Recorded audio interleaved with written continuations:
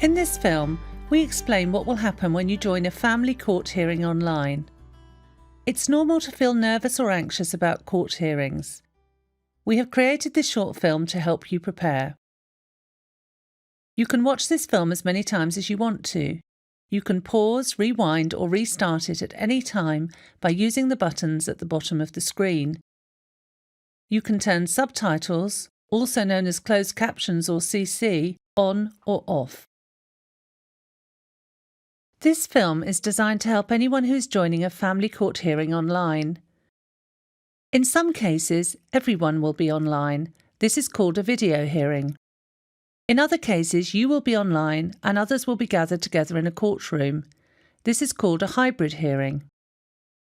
The fact that your case is being dealt with by video or hybrid hearing does not in any way make it less formal or less important.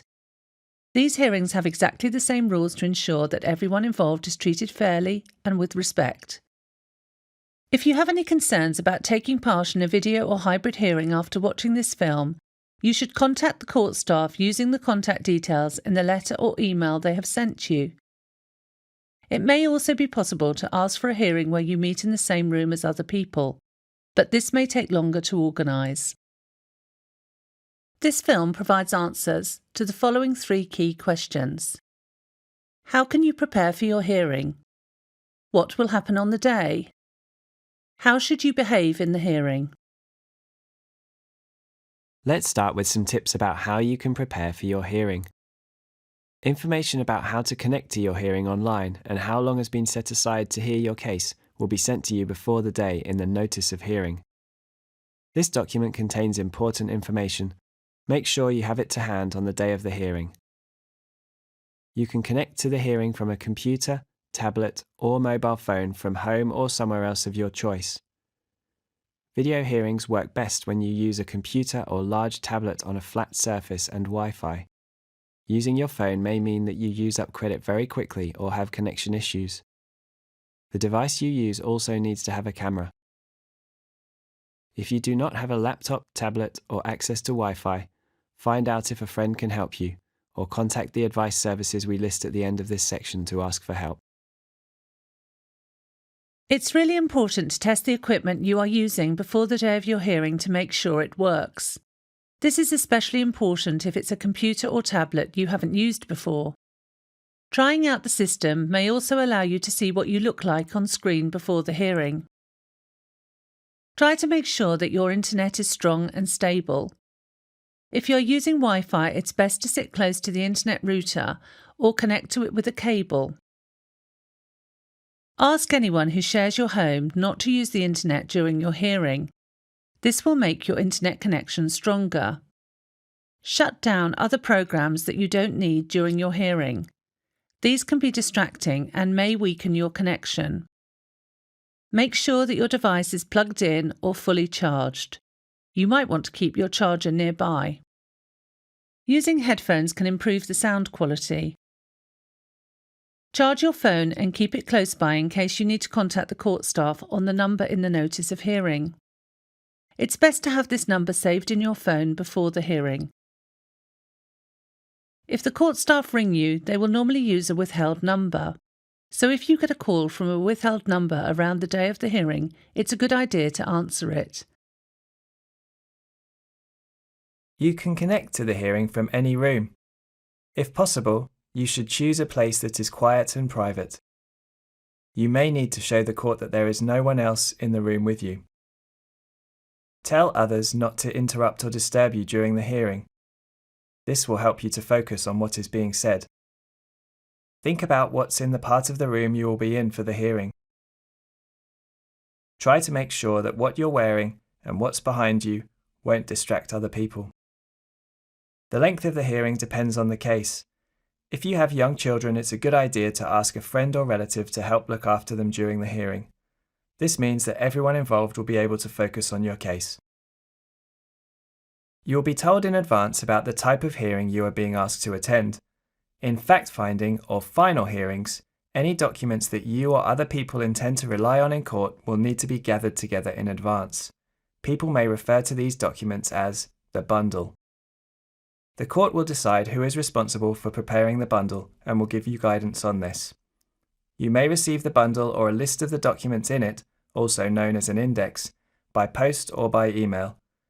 Make sure you have copies of all the important documents to hand.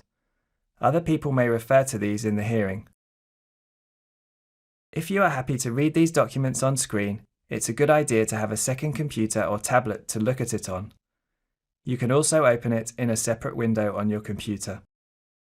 Go through the documents you have and make some notes about important points you want to make, evidence you have to support your arguments, questions you would like to ask other people, or how you intend to respond to questions you think the other side will ask. You can have a lawyer or representative at the hearing to support you, but some people also present their own case. Either way, it's good to get independent advice before the hearing to help you prepare. These organisations are a good place to start. You might want to pause the film at this point to take down the details. You can find out if you can get help with legal costs known as legal aid at this website.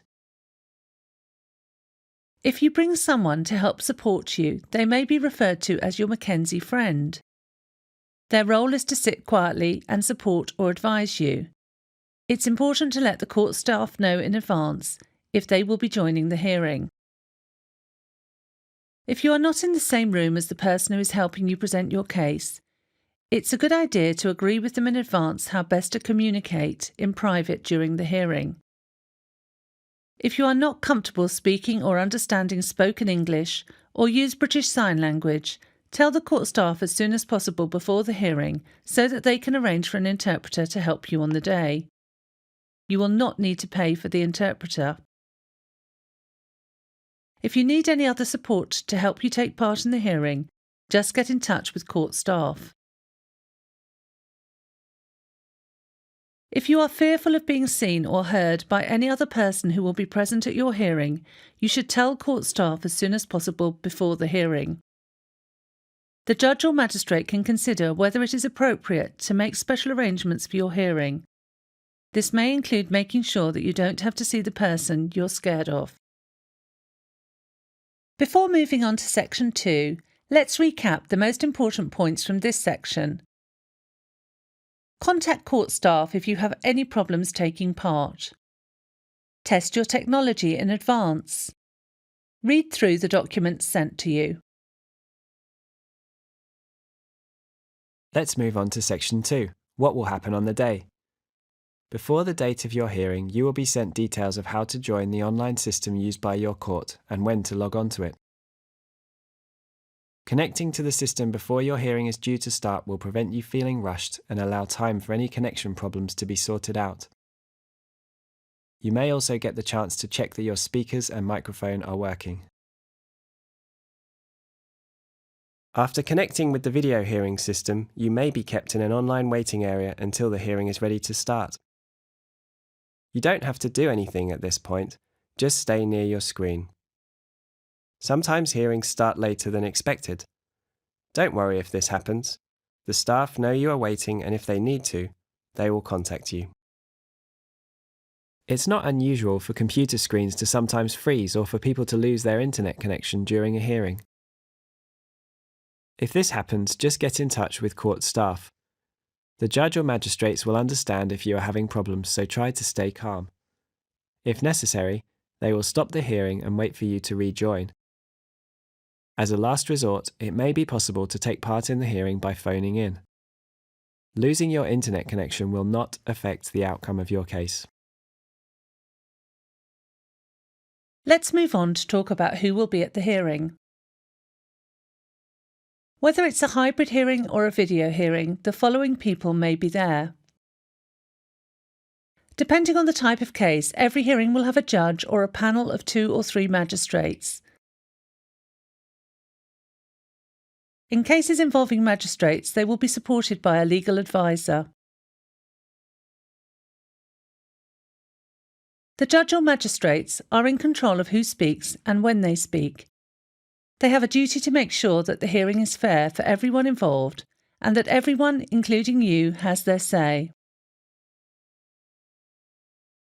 The person or people you are in dispute with will also be there. If there are lawyers representing you or the other side, they will also be in the courtroom or online. People not represented by a lawyer can bring a Mackenzie friend. In cases involving children, there may be someone from the Children and Family Court Advisory and Support Service, known as CAFCAS for short. CAFCAS advise the family courts about what is in the child's best interests, and in some cases may represent children.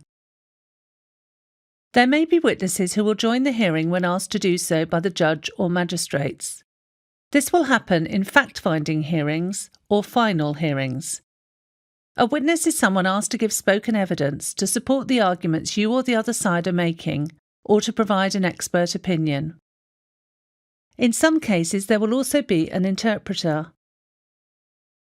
If everyone is online, court staff will not always appear on screen, but they may be in the background to make sure that the case runs smoothly. Family cases are heard in private. This means that members of the public can't attend. Journalists sometimes attend hearings, but are limited in what they can report. At the start of all hearings, the judge or magistrates may ask you some questions about the issues in dispute. As the hearing proceeds, they will let you know when it is your turn to speak. In fact-finding hearings and final hearings, people may be asked to give evidence. If you are asked to give evidence, the court will require you to promise to tell the truth. This is called an oath, or if you are not religious, an affirmation. Court staff will tell you what you need to do and say.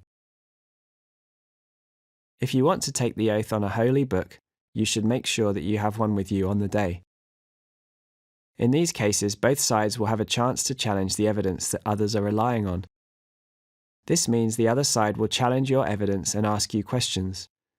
This is perfectly normal, but it is good to be ready.